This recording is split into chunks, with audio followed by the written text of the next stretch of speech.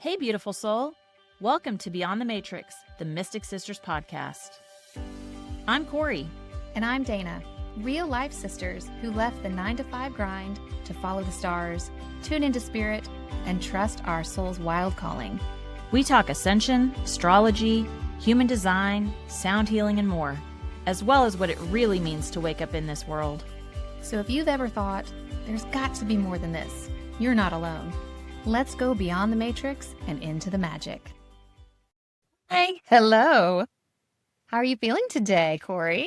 I'm feeling pretty good. I feel like as we go into May, the energy's feeling like it's picking up a little bit. Oh my God, it's picking up so fast. I didn't love April, I'll be honest. I mean, April is fine, but it's been intense. Yeah. I will say the energy, the astrology of it, it's all been intense. We've had a lot going on. May does calm down a little bit from an astrological perspective, but depending upon where you're at in your journey, you might still feel intense or chaotic. You know, it really kind of depends. Yeah. But right now, releasing this on May 14th, we're about to clear the shadow period for Venus retrograde. So that means she's in new degree territory, moving forward. And we have a lot of clear, direct energy from, you know, we've had like Mars, personal planet retrogrades, Mars, Mercury, Venus, all happening for like the last 6 months. So it's felt like a bit of a slog. Yeah. And now it's going to feel like, okay, we are fast and we're moving and things are going again, which is a lot about what 2025 is reflecting. Lots of stuff going on. There's still going to be some delays. I always have to say, false caveat that false starts and stops, but overall, May is going to be a little bit calmer than the past several months we've had, which I like. Well, and it's hard to believe it's May. Yeah. When did that happen? Yeah. Blink of an eye. I mean, well, we're excited to be here with you guys today, and it's our inaugural episode. And you're probably wondering, well, who are these chicks and what are they doing and why? And so maybe we thought we could just start with that. Just share a little bit about this journey. So who are you? Okay. Well, my name is Corri, and this is my sister, Dana. Hello. And, we are not twins. We are not twins. Hopefully you guys can tell that, but we do get that. We've gotten that pretty much our entire lives. I am the Adult older. life. Yes, I am the older sister, as you like me to. Please point out. Thank you. Thank you. I am not the older Because one. oftentimes Dana gets asked if she's the older one. I tell her it's because she's more put together than I am. I'm a little bit of a outward wreck, but that's okay. I don't think you're an outward wreck at all. I feel like that sometimes. I think it's because I'm shorter, and typically oldest or the older one is shorter and the younger one is taller, but not in our case. That is true. That is true. Okay, so a little bit about me. First of all, for those that are into astrology, I am an Aries rising, Scorpio sun, and Libra moon. And if you're into human design, or if you've never heard of it, we're going to talk more about human design as we go along. But I am an 1-3 emotional projector. And I tell you what, just those things alone, I felt like I learned a lot about myself. Oh, yeah. And what other people see in me versus also what I see in me. So that was super helpful. But I have been married for almost 19 years. Congratulations. Thanks. It's hard to believe. It's hard to believe. It's crazy. And I have 2 teenage boys. That's harder to believe. Well, and the nice thing is I'm very fortunate because, you know, they're very good kids. They are very good kids. And, but we're starting to prepare for college and then the other one for high school. So we had a lot of changes happening. Big stuff. And then, we grew up in Wichita, Kansas. So smaller town. We now live in Texas. We've been here.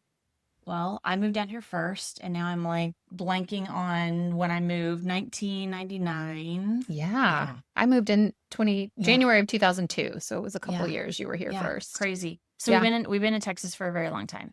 Still have Half a lot our of family. lives. Well, more here than really in Kansas, but I think we still consider ourselves Kansas girls at heart. Sure. Still have family in Kansas. What else?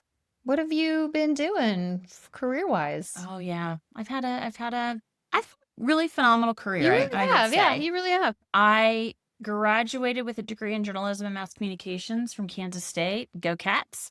And from then on, I've been in advertising and working for different brands for almost 27 years. Yeah. And specifically doing media.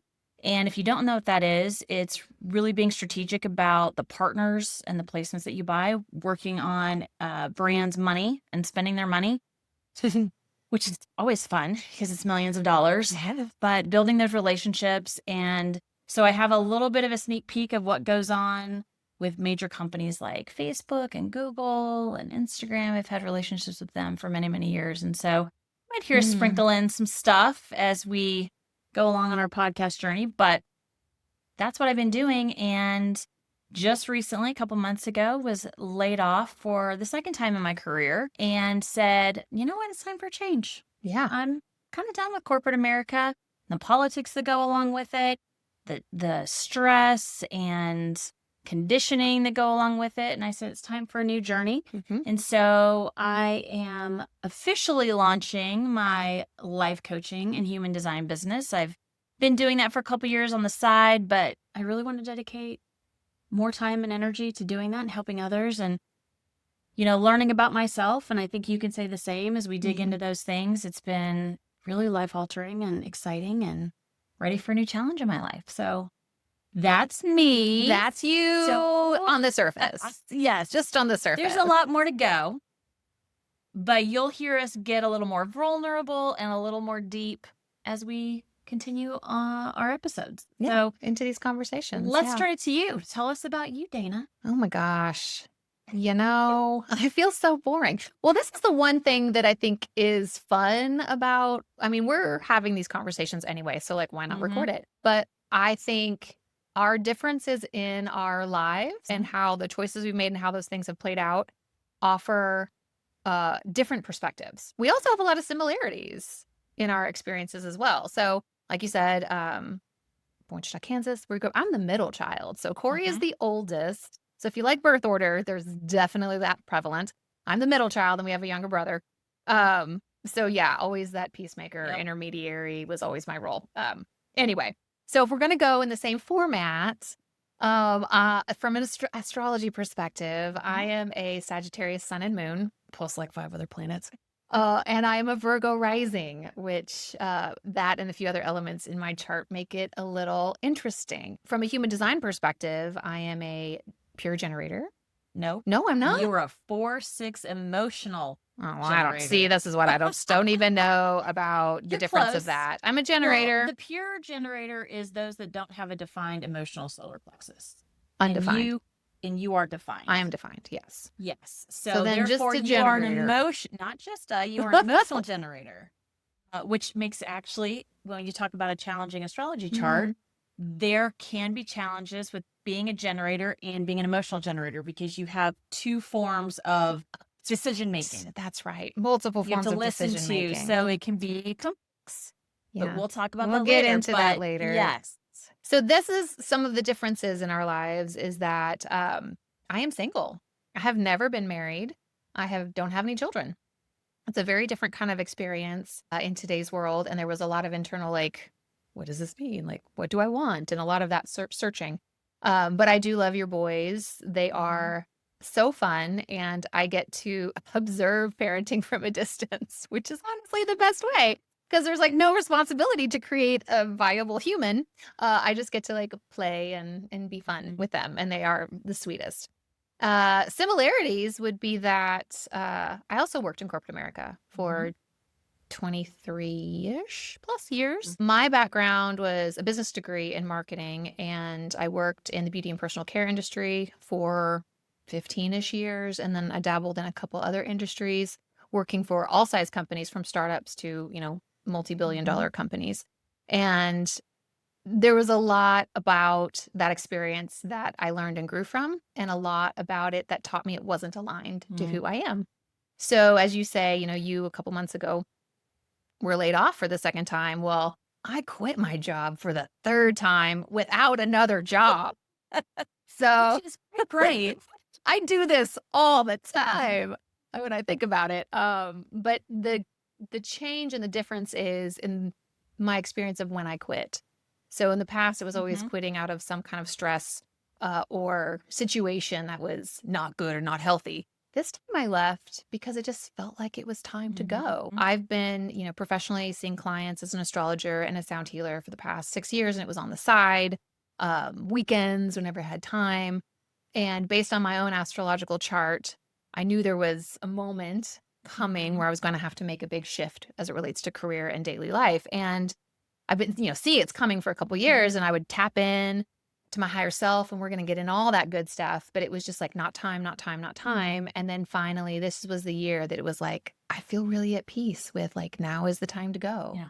And it was such a different experience than I've had in the past, but also different. Every time I tapped in, there was a lot of fear around it. And it's not to say I don't still have fear, because of course there's going to be fear, but I feel more excited Mhm. by the challenge of facing that fear than I ever did in the past. So I was like, okay, this is time. We're going to do it. I think what's been great is that we've both been on our separate journeys yet together. Yes. And I think you even talking about ready to leave, this was before I got laid off, I was always very impressed. Like, ooh, this is where to me the 6 of your profile comes in, because you are now the wise one. And I'm like, Dana, tell me more. So even though as the big sister, I felt like growing up, I was to guide you and shape you. And now I feel like the roles have switched. And I'm like, Dana, teach me your ways, oh wise one. Uh, because truly you have been pretty influential Thank you. throughout this journey, which I would say we started in, well, I think mine was 2018. Was yours 2017? My spiritual journey started in 2015. So so you So I've started been a lot doing this earlier. about 10 years on this journey. I would say my matrix awakening wasn't until 2020, like many others. Yeah. But I was definitely on a trajectory in that direction since 2015.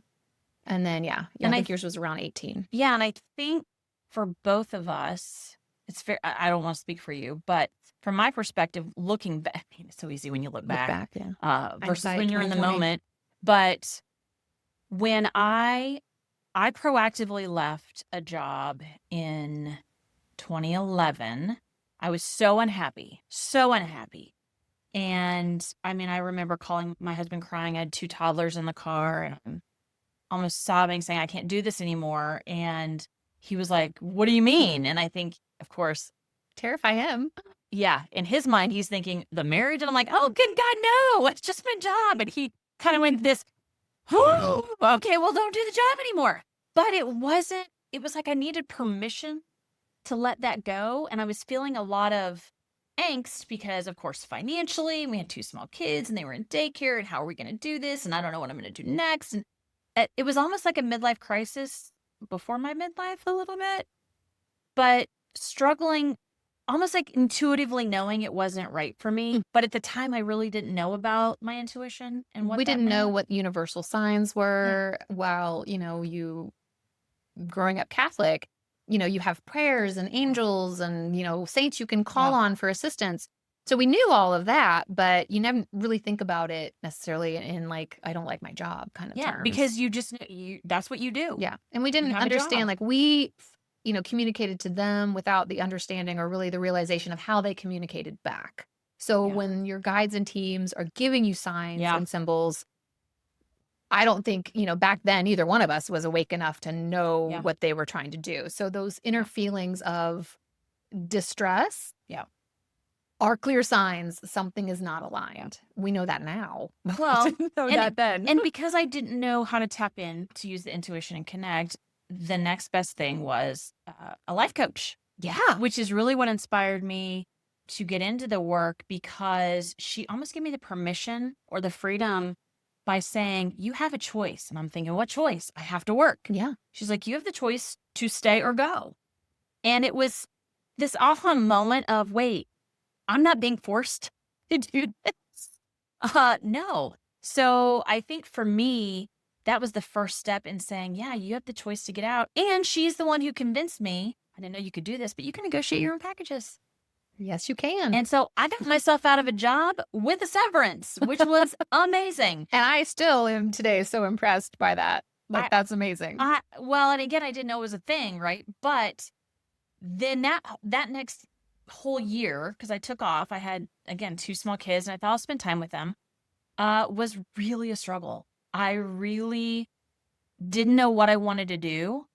And I went back to the logical, what can you do, in the 3D mindset of, you went to school and you got a degree to do this thing. Will anyone let you do anything else? Not let you, but Yeah. could I do anything else? And I kept going back to, no, but is this really what you want to do? And I also got, but I felt like at the time, well, my job is to have a job. Sure. So I mean, that's all get another conditioning, job. right? Like, Right. we're all conditioned, Absolutely. you That's the know, belief system. the belief system that is held collectively Yes. that, for prior generations, it was go to school, then Mhm. get a job, graduate high school, go get a job kind of thing. And climb the ladder. Well, and then as we, in our generations coming up, it's like, okay, graduate high school, then you go to college, and then you go get a job, and then you climb this ladder, whether you're built for it, whether you enjoy it, whether it makes sense for you or not, go do this. And, even still today, we're having these, 18-year-olds try to pick what they're Yeah. going to do for the rest of their lives. I still don't know what I'm going to do for the rest of my life at 40 plus something years old. So, Talk to my 17-year-old. right, Also, it's like, exactly. what? And I'm like, no, do not make this child, he is Yeah. still a child. Yeah. Do not make him pick what he's going to do the Yeah. rest of his life, kind of thing. So I think there's such conditioning that is starting to finally be unwound as we go through this ascension process, both collectively and the planet. And we can get into all of that whenever you want. But this idea of, we are trying to now decondition these programs that don't fit everyone and don't resonate with everyone. Now, if you Yep. love your corporate job, by all means, keep going. These are just our Yeah. personal experiences with it and the signs of learning how we figured out it wasn't aligned for what we're here to do on Earth. Well, what's Served a purpose for the time it did. for sure. And Lessons were learned. of course, I went right back into it. Yeah. But for lack of a better option. for, yeah. for not knowing what else to do and trying to say, okay, just it'll be different, right? But what I also didn't know at the time was my energy type. And Explain to us what an energy in human type design, is. there are 5 energy types. And for me as a projector, the projectors are here to guide, and they're actually not here to work all day. And those of you might be wishing, like, oh, I hope I'm a projector because I don't want to work all day. Well, let me tell you, it's hard, because in the corporate world, everyone is treated as a generator, a manifesting generator. The generators are the doers. The challenge, however, is the generator also has to do what lights them up. And that's the key, right? Because you can say you were doing a lot and you were working to the point you were burning yourself out. I was completely burnt out. In fact, my body physically broke. Yeah. Like, my back broke because of, I was trying to do so much. And the irony is, so did mine. Oh, yeah, We yours did had too. a lot of similarities Yeah. in corporate America. Yeah. Mine went out first. Yep. Yours went out. That was a sign. We didn't see it as a sign. Nope. It's So, genetic. It's whatever. yeah, you know. it's genetic. There were excuses, right? Excuses, yeah. And so we didn't recognize it at the time. We can see it for what it is. For But sure. For sure. anyway, so you to the point broke yourself. Like, well, we both did, broke ourselves physically. So projectors are not meant to work all day. But projectors are not. And so knowing that now and trying to keep up in corporate America is really, really challenging. And I'll tell you, my previous team that I worked on, 50% of them are projectors. I'm not really sure how they're going to survive it, because anyone in corporate America is expected to work all the time, be on call all the time. That is not what people intended. And if you're a manifester, you're just here to start things. You're not even supposed to do. You don't have lasting energy. So, but manifestors, projectors, and reflectors don't have energy to get them through the day. They have to rely on generators and manifesting generators. So I guarantee there's a lot of those in corporate America. Of course, yeah. But there are manifestors, and my husband's a manifestor, and he got laid off. He got burned out real hard. Yeah. From trying to do as well. Trying to do too. And so once you understand that, it also, I think, helps you, if you are in corporate America or whatever job you're doing, to understand the breaks that you need or not, or the things that you need to be doing that light you up. Oh, for sure. So when I first learned about human design, it was a number of years ago, came through a friend of mine, and she was studying it. And so she'd given me a lovely reading. And then when you got into it, I was able to learn more. I still obviously don't know what I'm talking about for the most part. Still learning, but I do remember the feeling of once I understood my type as a generator, that I was like living my life totally wrong, and that I was finally freed because Yeah. freedom is very important to a Sagittarius. I was finally freed from this idea that I had in my head about what I was supposed to do, Mm.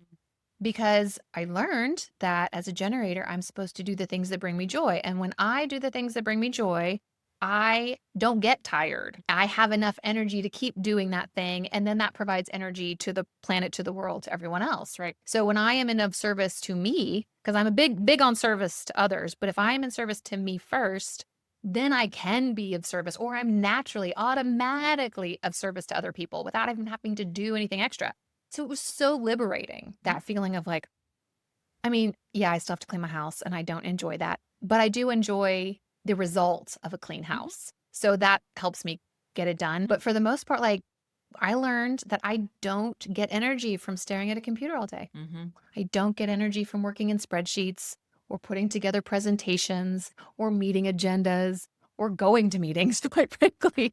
Like everything, Emails. the emails, like everything for how I lived my life for 20 plus years was completely against who I am and my type Likewise. and all Yeah. of those things. So it was so freeing to know, like, oh, I don't have to do that. Like, I'm choosing to. Yeah. Right. I'm choosing to. Well, everything is a choice. Everything is a choice. We are divine sovereign beings. That's right. First and foremost, everybody's on their own journey. But man, it was so eye-opening and life-changing in that moment. Well, and I will say, I mean, again, looking back, I jumped back into a job and almost 2 years later, guess what? Got laid off. Same thing happened. And so again, there was a sign. I didn't see it. Now, that was in 2015, and you circle, 10 years fast forward, here I am being laid off again. But I think what's interesting at that time, I was laid off, and I right at quit. the same time, I quit my you quit job. your job because of stress. Yeah. And this is where I believe divine timing. And again, I can say that with certainty at this point. Our father was diagnosed shortly thereafter with cancer. Yeah. And our brother was also not working at the Yeah. time. He'd been laid off several months prior. So all three of us found ourselves without a job, not working. And then, yes, our dad Traveling to traveling, Kansas. our dad got sick. So we were our brother lived in Chicago. So we were back and forth, trying to take turns and helping him. And grateful to all the family and friends who supported during that time, because it was a lot of help as well. But yeah, of course it was divine timing. But I also didn't have the stress and anxiety like I did when I left my job and feeling that urgency. I learned something from that because I realized after having been without a job, everything was fine. Oh yeah. We were taken care of. We didn't lack. And I do believe there's really two emotions, I would say, that are prevalent, which is love and fear. And it's one or the other. And so if you're not living in love, you're probably living in fear, and vice versa. And so at this point, I learned there's nothing to be afraid of. And so I was able to focus on dad more so than worrying so much about a job. And of course, having a very supportive husband helps a lot. Yeah. tremendously. So he, of course, was still employed. So he's working, I'm consulting, I'm helping dad, I'm doing all the things. You are In a very different place. not feeling. Not doing well at all through that Do you whole want to talk thing. about that? I mean, how deep do you want to go? Because I consider this probably the depth of my dark night of the soul. So I'm like, how deep do you want to go? Let's not go too deep Well, yet. Okay, we'll get there. Well, I think the crux of it for me was when I left that job, I had just come out of back surgery. I was in physical therapy, and I had always, I would say, tied up my identity with my quote unquote job. Yeah. So I can think back to being in elementary school and high school. I associated my identity with good grades. School was my job, and I was going to do well at my job, which was get good grades, be on honor society, take college level courses in high school, whatever. So then I go out into the career world, and I'm a marketer. I'm a brand marketer. I develop products. Whatever those titles were associated with my work was very much deeply intertwined into my personal identity. And so when you choose to not have a job, or you find yourself without a job, because that happens to other Yep. people too. You Yep. get laid off and you suddenly don't have your job. And I don't think I'm uncommon in tying my identity to my work. I Yep. think a lot of people do that. So when I found myself without a job, then I have no identity. And I'm like, who You am I? assume you have no identity. I didn't know who I was. Yes. I Yeah. didn't have an identity assigned to myself. Yep.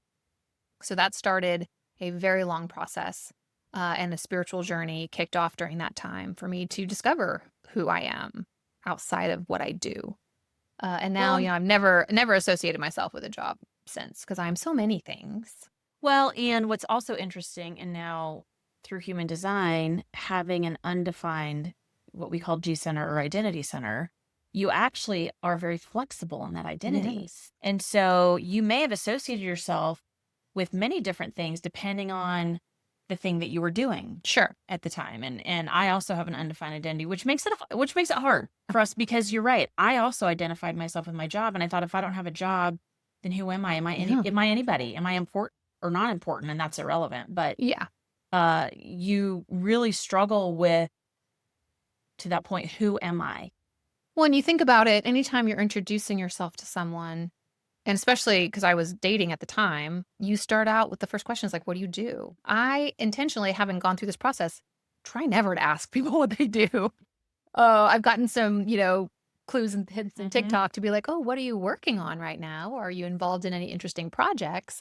But never just asking what someone's career title is, because I did associate with my title for so long and then finally had to unwind all of that. I don't want to push it on other people. So, but that's just it. Like I think societally we do that. Like, what do you do?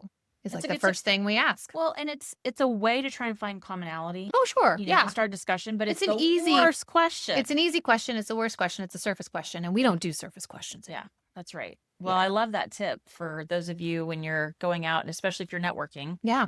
Don't ask people what they do. Say, what are you working on? What are you working on? What lights you up? What lights you up? Anything And exciting? that could be very different from your job.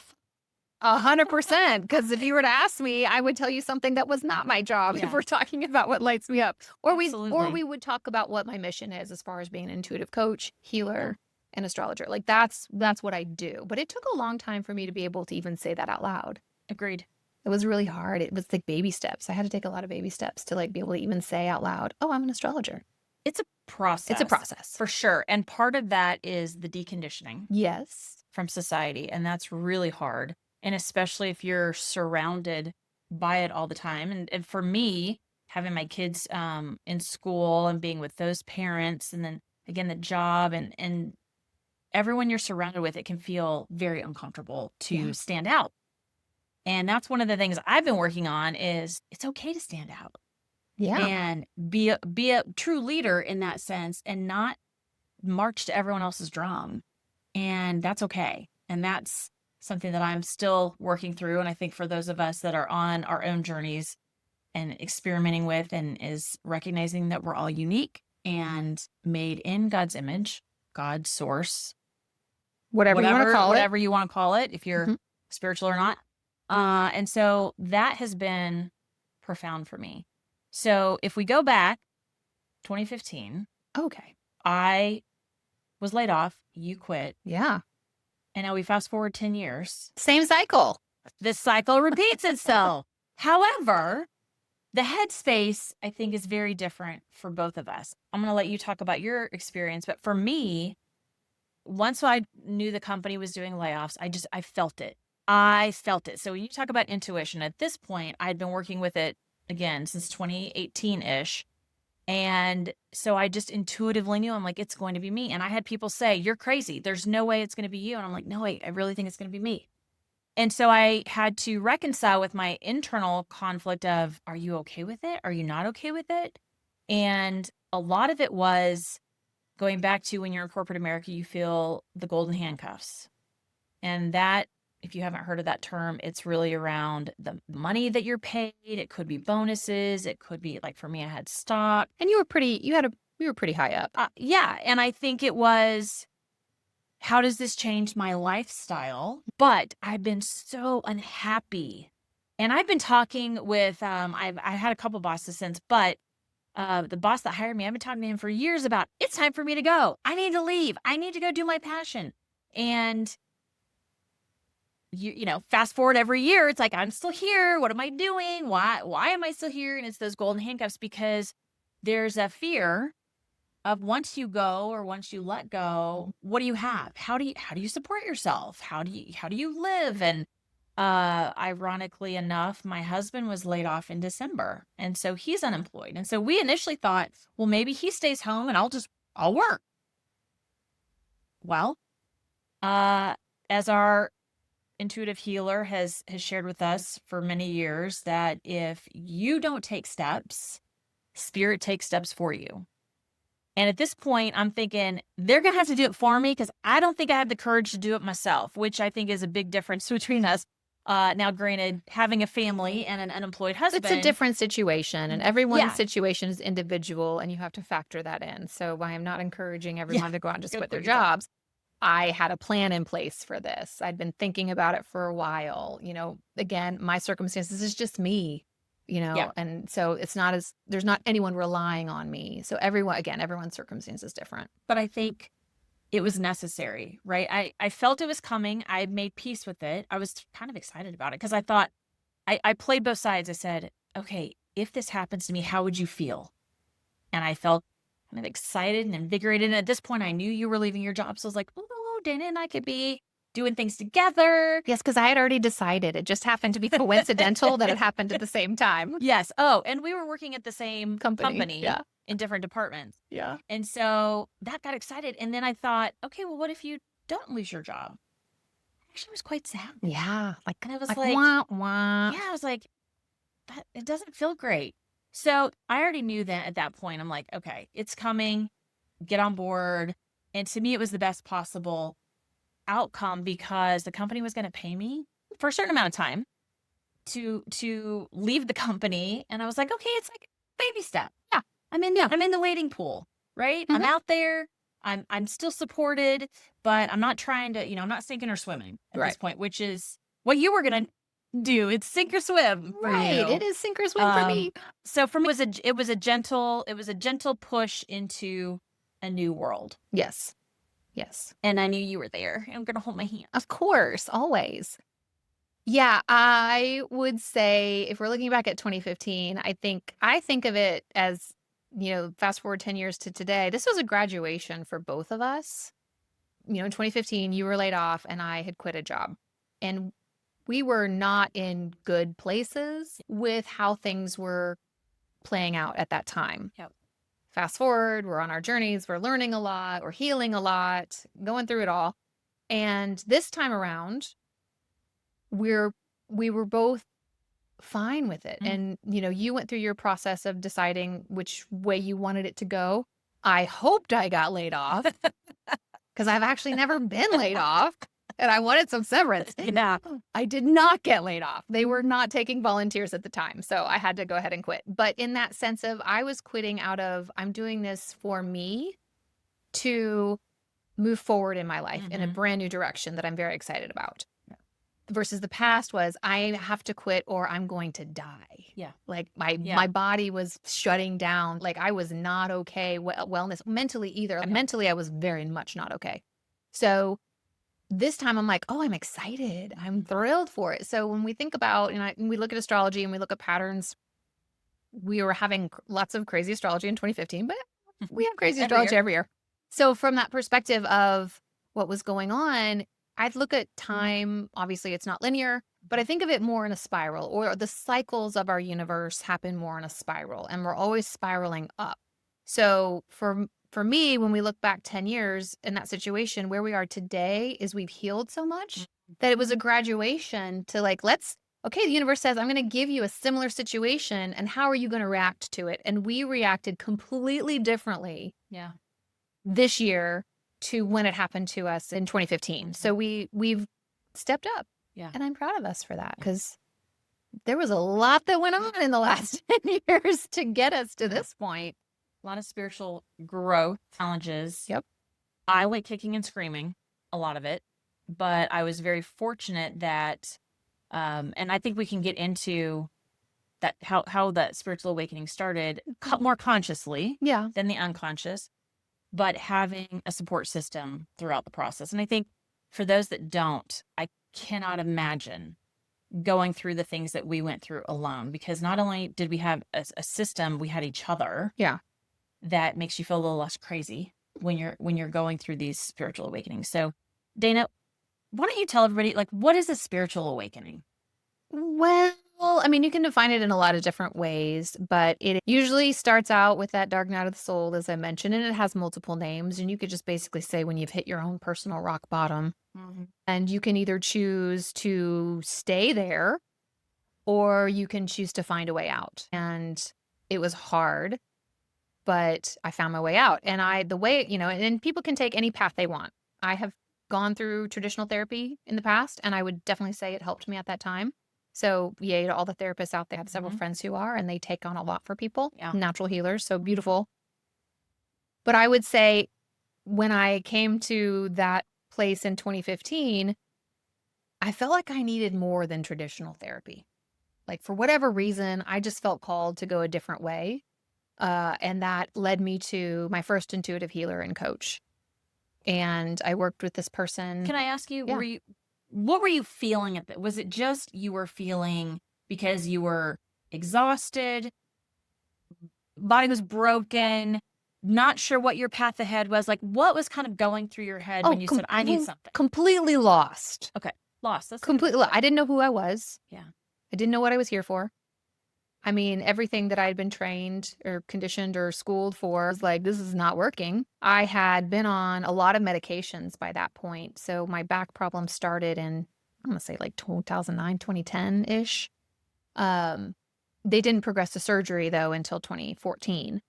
But I had been on hydrocodone and muscle relaxers. And at that point, I was also on Xanax and Prozac just to get out of bed every day. And so when we get to 2015 and I'm still taking medication for the pain and I'm still taking these antidepressants and anti-anxiety medications, I didn't want to be taking so many pills. I didn't want to be taking these drugs. I wanted to feel good, and I couldn't remember the last time I felt good. And my first round of therapy is when I first was introduced to some antidepressants and anxiety, and I definitely needed them at the time. But I wanted to find a way out of it. And at this point, you're in your 30s. Yeah. So it's supposed to be a great time. Yeah, it's a great time. I mean, 30s is supposed to be fun, right? And you wouldn't be having. I worked some fun in there.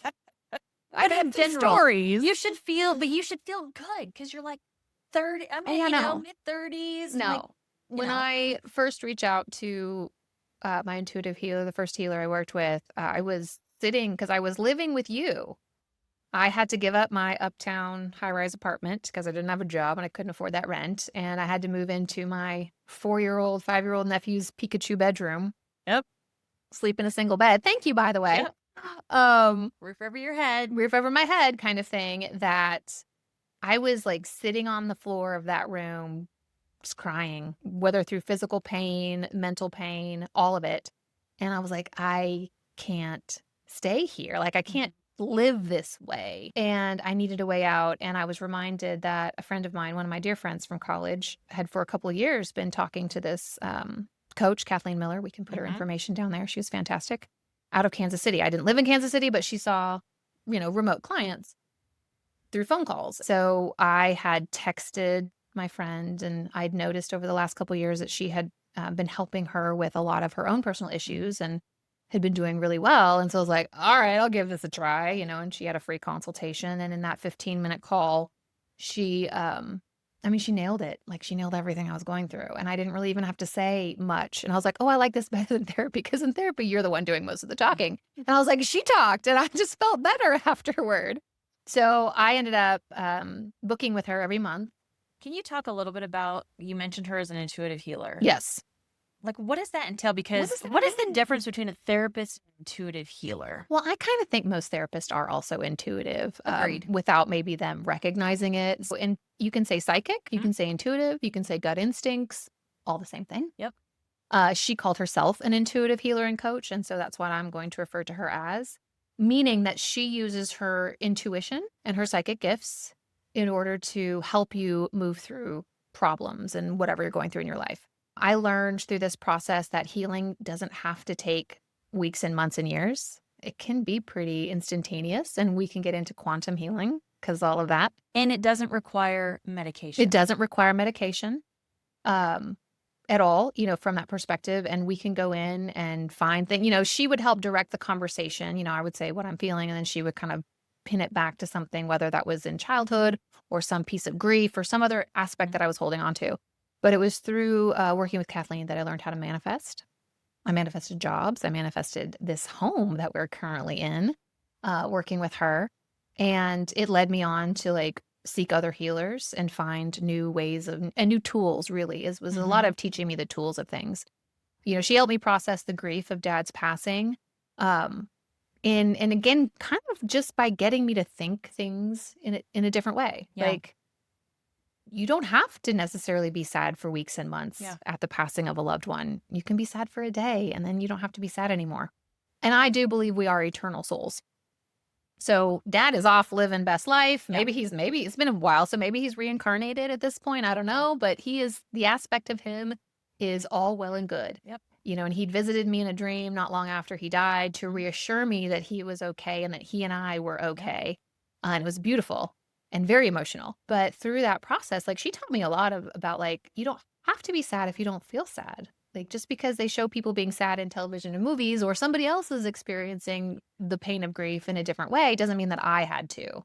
So she helped me through a lot of that. So can I want to pause you there, because something that we have not talked about that maybe we should have in our intros, which I think is important as we go forward, is growing up as cradle Catholics. You mentioned being taught to be a certain way and do things a certain way. And I think it's important for people to know we were cradle Catholics. We went to church weekly. We went to Catholic school through high school and went to church every week up until, I think, COVID, when everything shut down. But there's a lot, well, let's call it conditioning in the Catholic Church. So when you talk about grieving, the Catholic Church teaches that this is your one life and that's it. And once you're done, you're done. And I think part of that recognition and allowing, or not requiring, the grief for so long is because we now know, or believe, I should say, feel confident that, to your point, your soul is eternal. We can connect directly with souls that are not in physical form right now. And we have probably spent a lot of lifetimes together in different soul families. And so it's a very, very different belief system than we had growing up. Yeah. So that's kind of ties back to what's that spiritual awakening is. I think it's recognizing an awakening to your direct connection to source, God, creator, whatever you want to call it, love, and realizing your direct connection there. And so you move beyond the formality of religion into your own direct connection. So that's what I would very briefly summarize the spiritual awakening to be, is I now know that I am a divine spark, that I am a piece of God. So I'm God too. Not the God, but I am a piece of God. And I'm having experiences here in this earthly plane to help God learn about itself in that sense. So when I learn about myself, God is learning about itself. And same for you and everyone else out there. So I would say, yes, that idea of having had to play in this space and learn about my own intuition and learn how to tap in and how I get my information and learn how to, and when I say tap in, I mean connecting to the oneness that allows me to move through this world in a much easier way.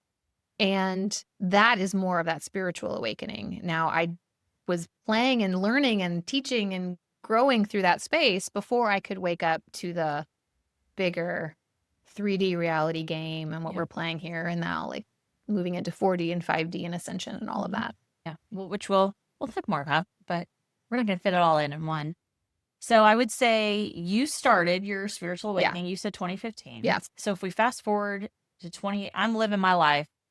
I have had now 2 jobs since my layoff, and felt that this last job I was at, it felt like this is the right place for me and it's going to be great and I'm going to be here forever. And I'm just living my little life with my kids and my husband, and we're doing sports and school and work and social life and Everything's good. and church. Yeah, everything's And that's fine. life. That's what a lot of people believe life is.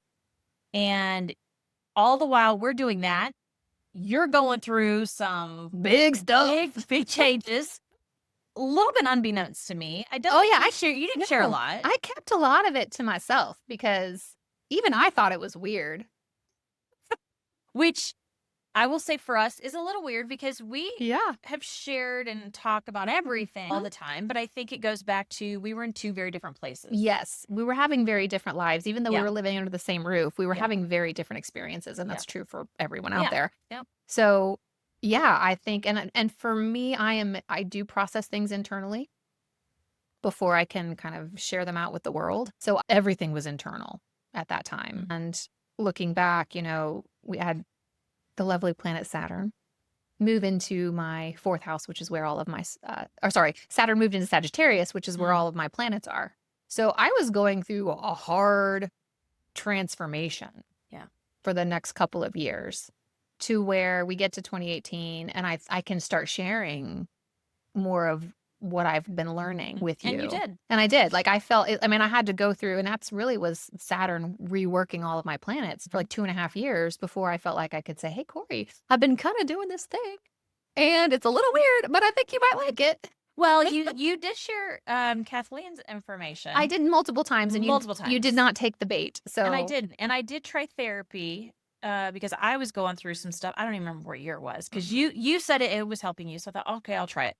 And I don't know if I went to the lady you went. I don't remember who I went to, but it didn't work for me. You did what a lot of people do, I think, when it comes to therapy. And you went to a therapist and you didn't really resonate. And so you're like, cool, this isn't for me. Yeah. Versus instead trying to find a therapist that you do resonate with. Agreed. Agreed. And so I completely agree with you. I think therapy is fantastic. And I think the beauty of therapy is getting to childhood trauma and helping you heal that trauma. And I think therapists are critical. So as a life coach, that's really not my job is to work with you on your trauma. I can help identify it, but you need a therapist to help you work through it. So Or an intuitive healer. they absolutely do amazing. I just didn't find someone to resonate, and I didn't know how to find someone that I resonate with. So I kind of just shoved it under the rug and said, That's not okay, for never me. mind. It's not for me. And then you found a new intuitive healer. I did, again, through divine timing, as they say, when the student is ready, the teacher appears. That is exactly what happened. So through divine interaction, I was led to a mentor and teacher, Jenny Hussey, and was like, finally talked to somebody in person. So for like 2.5, almost 3 years, I'd been working remotely, and it was great and fantastic. But, like a lot of things, you can kind of feel like you're plateauing. Yeah. And I'd never met with this individual in person. And so I kind of was interested in what is that experience? Does it feel different? Is it the same? I don't know. So when I was introduced to Jenny and she was here locally and I could go make an appointment in person, and it was fantastic. And I would not say, I mean, I think the remote work was fantastic as well. So I don't think there was a difference between in-person versus remote when I compare the two experiences. But I will say Jenny did different things, and every coach healer is going to have a different skill set or a different way about them or a different energy or something that is very individual to that person. So again, same thing. If you find somebody and you're working with somebody that doesn't resonate, then that's just not for you, and that's totally fine. So I really resonated with Jenny and loved the experience. And I think one of the very first thing, that she said to me in that intro appointment was her goal was for me not to need to come see her again. And we worked together for many years since then. So I was like, cool. But I understood her intention was my goal is for you to heal enough for me to give you the tools, enough tools for you to be able to do this on your own for yourself so that you don't have to come back and see me all the time. And she did. I mean, it took like 3-4 years, but she did that, and still a teacher and mentor of mine. But I don't feel like I need, when I get into distress, I have my toolbox that I go and pull out a tool for. So, and she gave me a lot of those. Kathleen gave me many. And then I've seen over the years, lots of other psychics and healers who have also added to that toolbox from that perspective. So, I want to say that it was the intention behind what she was doing was what really resonated with me. So I'm going to ask you a question. I keep asking you things and you can say, I don't know. It's okay. I have the gate of answers. I'm never going to say I don't know. You know a lot of things. But you brought up a word that might be triggering for people. And Okay, so I good. wanted to ask you about it. And that word is psychic. Ooh, yes. Because people think when you hear the word psychic, you get a big eye roll and like, who's psychic? No one's really psychic. Can you talk about what that word means and why people maybe, I don't know why it's triggering. And I think maybe that's the collective that's put, bias and things into people's heads. But would love your thoughts on how people should think about when they hear the word psychic. Yeah, I'm not going to tell you what you should or shouldn't think. Well, I'm going to fair. tell you how I define it and how I experience it and how I understand it. I think it has gotten a reputation for being a charlatan. Whether true and justifiable or not, I don't know. From And there historical, probably are I am sure charlatans there out there. were, and there may still be today. I don't know. Um, but there are also real and true psychics. And when I think of psychic abilities, I will interchange the word intuition. I will say, a lot of men talk about their gut instinct. It's your psychic intuitive abilities. And I believe that all humans have psychic abilities. Now, the way I kind of envision it, or what spirit has shown me to help me with my own understanding, is that we call it the veil, right? You're pulling back the veil to the other side. There are people who have, I think of like a very sheer curtain, that it is really easy for them to access those abilities. Those could be your mediums. Those are, your traditional psychics, whatever, right? Channeler, all of that they can easily, born with it, to move that sheer curtain back and access information. And there's a spectrum. So there's all the way down the road to where there might be a brick wall where the veil is, but you can always build a door through any wall. So it is like a muscle. It's another sense that we have. So the sixth sense kind of thing, to where if you practice with it, you can build that door to where you merely are opening the door to access that information. For me, I felt like I had a sheetrocked wall. It wasn't a brick wall, but it wasn't a curtain by any means. I had to build a door, and I had to understand and learn. And this was through Jenny's groups, that I learned how I get my information, how to recognize it, how to ask for signs, how to ask for confirmation from my spirit team, so that I could then access that information and learn to trust it. And you could start small and baby steps, and it can feel really uncomfortable and really sticky and like, I don't want to say this out loud if it's true, and until you finally get comfortable with it. So yeah, I definitely would consider myself psychic. I would describe myself that way because I work with that muscle and I've learned how I get my information. Now, the tricky thing is I think you and I both get our information from a knowingness, which is really hard to recognize, which is why I felt like I had a bit of a wall, as you really have to figure out, is this just in my head? Am I making this up? Or is this true for someone? So when I am in readings and working with clients, I know the signs and the signals in my body because I also have clairsentience, which is feeling. So I know the feelings that my team will bring in me when they're relaying messages, when they're coming through, when it's not me. And I know how to recognize that now. But it took practice. It wasn't. There's a lot of doubt that comes in when you're in the process of doing it. Again, based on our religious upbringing, that's like, no, that's all frowned upon. That's not real, or that's like bad in some way. So you had to really like undo that programming in order to be willing to accept that information and those gifts. And I think the first thing started with that spiritual awakening of, I am directly connected to God at all times. So, and I am divine through that, and I am sovereign through that. So I get to decide for me. Nobody else gets to decide for me. Well, and your journey then bled into what created my journey. I forced you into it. You know me, I'm very hard-headed. So if I didn't want to do something, I was not going to, because I was like, that's just not for me. And that's fine. I think for me, I was watching you try lots of things. So to me, that said, okay, I know she's struggling with some stuff. And she's trying all these things, but nothing's really sticking. Like, I know during that you tried the therapy, it wasn't great. You found another career coach who I think you really liked, but she's also really expensive. Yep. And with bills and everything else, you're like, I can't keep doing this. So when I had found Jenny and that she was local, I was like, oh, this is in person. I can make her go to this. I would say that was the beginning of my journey. My session with Jenny, I think I left bawling, as many people do, because it's a release. Crying is good.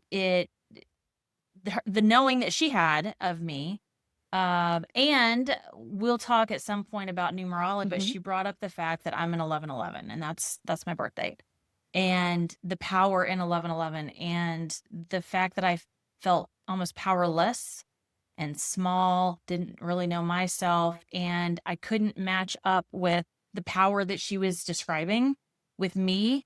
It felt too separate. And so realizing that I was not living in my authenticity and who I was meant to be, said, you got to work with this lady. You got some work to do. She's making some very valid points. So I think that, again, was really life-changing for me. And I eventually also had her see my kids, which I think is very important for children, because I think as parents, and one of, I don't want to say regrets, because living life, everything happens the way it's supposed to happen. And I felt fortunate enough that I caught myself while my kids are still kids, which is we're each on our own path and journey, and that includes our children. And we had enough conditioning from our parents, which we didn't know at the time, but happens to everyone. That's natural. Parents condition, right? If you ever hear, and I use this for coaching, that money doesn't grow on trees, so there's scarcity and lack. So you feel the fear that if you're not working, there is scarcity and lack. And that is conditioning. That is not real. And what I found was I was trying to almost control my children to be a certain way. I wanted them to do what I wanted them to do, not what they wanted to do. And of course, as parents, it's hard because you have to make choices for your children because they're kids. At the same time, we have to be careful we're not making choices because it's what we want. And even my husband and I talk about, well, when we were kids, well, guess what? Life was very different and the expectations should be different. And so for me, it's been also a journey of trying to decondition them to the conditioning that I've given through schools, through churches, and allow them to live their life within reason. Right. We're not saying that they get to eat candy all the time and that there's no discipline in your house. There is structure. There are rules. But when it comes to the activities that they participate in, what they enjoy doing outside of their responsibilities, and that's what you're helping them do. I'll give a quick example. Before I had children, my husband and I decided they need to do a sport. They need to do like a musical instrument. We didn't care what. Well, in the absence of them choosing on their own, we kind of chose for them. I said, okay, you're going to learn piano. And partly because I always wanted to learn piano. So I said, you're going to learn piano. It's all about you. It always has been. Firstborn, what can I say? So they did piano. And then we tried a plethora of sports when both of them were young. They're almost 3 years apart. So we tried soccer. We tried baseball. We tried basketball. We never tried football. But it felt like we were trying all sorts of things. And they just didn't really like any of them. So we said, okay, well, you've been in swim lessons since you were 6 months. We're gonna do swim. So it was piano and swim for both of them. So I treated them very much the same, and very much I said, you have to do these things through high school. And when I came to this realization, especially through human design and knowing my children, I have a generator and a manifesting generator, and realizing I'm forcing my will upon them, you have to stop. Now, my youngest was complaining for a very long time. He didn't want to do piano anymore. And I thought, well, you just don't want to do it because you're bored. Like, you got to keep, right? He's a kid. You got to keep going, And it took every fiber of my being to say, you know what? If it's not for you, I have to let you quit. I have to trust you, and I have to allow you to have a voice in some way in your life. That's right. And if you miss it, you can go to it. You can always go back. And the same held true for my oldest when he said, I need a break from swim. And because they swim year round. So yeah, it's 6 days a week. It's a lot. So I had to convince my husband, but we said, okay, take the summer off. And if you want to go back, you go back. And if you don't, you don't. And for him, it was the break he needed, and he went back. But he also talks about quitting piano. So I said, okay, if you want to quit, that's fine. You have to tell your teacher, and then he goes back and forth. Like, he's like, nope, now I'm in it. Now I'm not. And that's the challenge with generators and manifesting generators. They can hit plateaus, and you probably found this in yourself of when you hit a plateau, you either will quit too early and say it's not for me, or you get through that plateau and then you actually almost level up because it's like right there on the cusp. And so for watching your children, it's important to allow them to be them and to experiment and figure out what they love versus trying to impose ourselves. So that's been a big lesson for me as I've gone through my own spiritual journey, is to try and help them figure themselves out without my own conditioning on. Well, one of my most favorite readings to give for clients is reading for their children. So as soon as they're born, you can learn about their birth chart, how they're going to evolve and who they're going to become, and how they communicate and how they love and what they love, even what kind of wounds might they have that you cannot fix for them. And but we also could have imposed on you them. also might have been the cause of them, unconsciously, of course. Yes. But I love doing that. And I will read, usually if it's a young child, I read to the parents. But if they're around 13, 14, then I will read their chart to them. Make some adjustments on some things, making it age appropriate. But from that perspective of helping them, even in those teenage years, start to understand who they are. So, when I was first learning this, your boys were little, and I shared with you insights that I saw in their charts. And then Noah, a couple years ago, was 15, and you asked him if he would be interested, and he said he was. And so I sat down and explained his chart to him, and we had a really fun conversation through that. So yeah, I think that's one of my favorite things, is like the sooner we can start to understand ourselves, the better and easier life gets, because we don't force things as much. Yeah.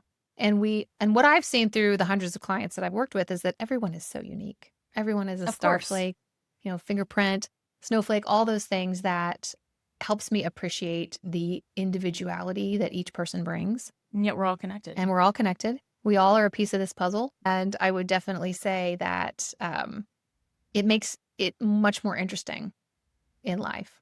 And to know that and to recognize that, okay, this is my talent and what I do well, and that's your talent, and we don't need the same talents. We should have different talents in that way.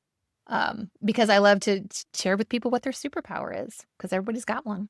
Well, and on that same vein, even if people do have, because there's a lot of astrologers. Yeah. There's actually a lot of human design coaches, and we all bring a little bit different flavor, and that's what you want. Yeah. And with all the different human design coaches I've had, and even astrologers, I learned something a little bit different each time, which is phenomenal.